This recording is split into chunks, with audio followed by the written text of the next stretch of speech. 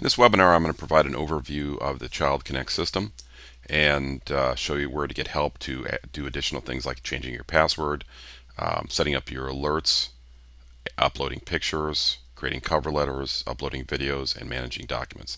So the first thing I'm going to do is go ahead and log into the system, my username and password.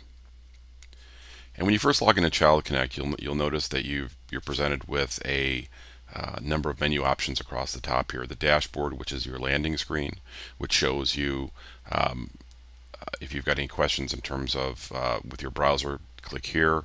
And if you are going to upload pictures, etc., to make sure you have the necessary browser configurations configured correctly, click here.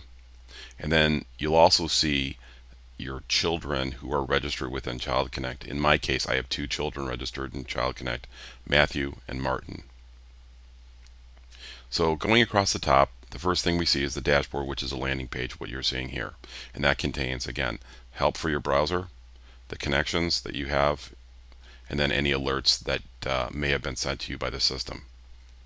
The next tab is the Connections tab, and that actually allows you to go into each child's area, and then each child has its own area. You might have different requirements for each child. So what we've done is we've actually separated the children out, so you could have different requirements for one birth parent and different with one child, and with a different birth parent you could have different requirements, such as exposing more information, or you could also have different requirements in terms of number of life books updates that you've committed to.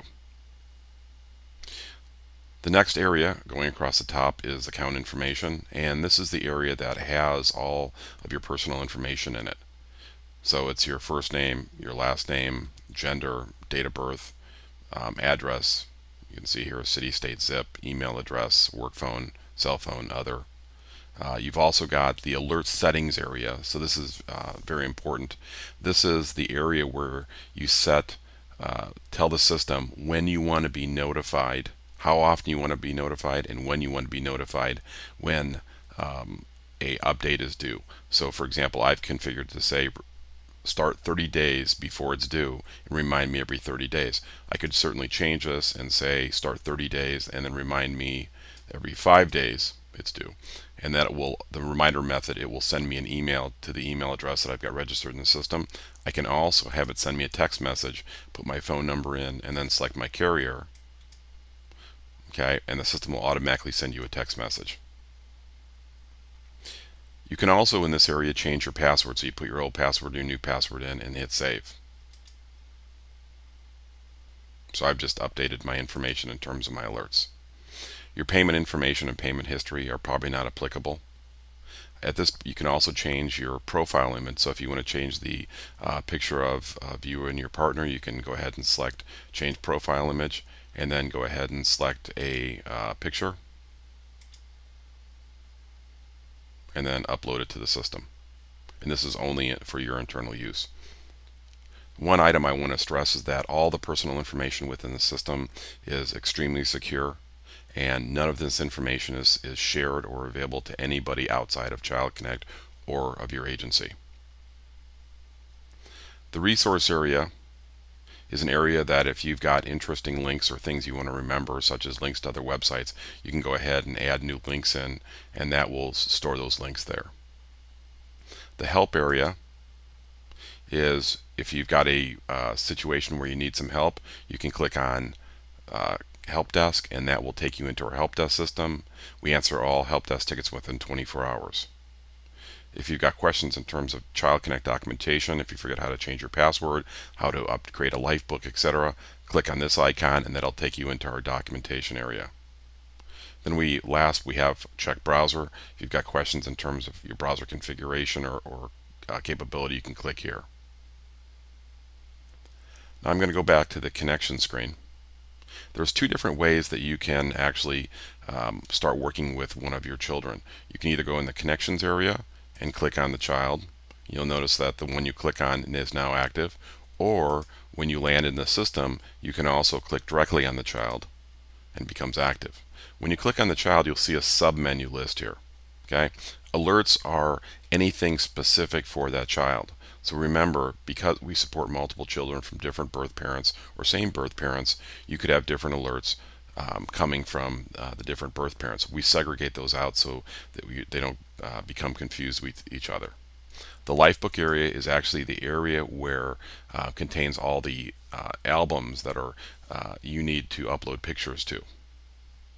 The Messages area contains all the different messages for if you want to communicate back and forth with your with your birth parent or with your agency. Your child's profile contains information, the image. You can change the image of your child by clicking here. Your first name, the last name, the date of birth. You can put your finalization date and the agency you're with. None of this information, last name information, is shared. If you want to look at information the birth parent has shared with you, click on the birth parent information tab, and you'll see the birth parent information if they've shared any information with you. And then last, you can look at your child's schedules, and this shows you all of the life books and the dates they're due and how many days you have to create them and the status of them. So in our case, you can see we've got a birth book here, and it's open 30 days before and still open. We create a documents area so you have the ability to store key documents in the system, and again, because the system is only made for you and only visible to you, you can post documents like your finalization papers and things that you don't want to lose about this adoption in the system, and it's your digital, think of it as a digital vault. The last area, which is very important, is the settings area, and this is the information again about you and your partner. Now, the difference here is that with this adoption, you can expose as much or as little information to the birth parent. So in this case, if I want to tell the birth parent my first name and my wife's first name, then what I can do is click on these boxes and only that information will be displayed. If I want to specify, for example, the state that we live in, I can click on that too. So again, this gives you the as much or little capability as you'd like to display information. So I'm going to go ahead and save that. And saved. Going back to the Lifebook area, you'll notice a couple key things here. Number one, we're on all, so it shows all the Lifebooks. We have the concept of published Lifebooks, which means after you've completed a Lifebook and save a Lifebook, it's published, which means it's published out to the birth parent.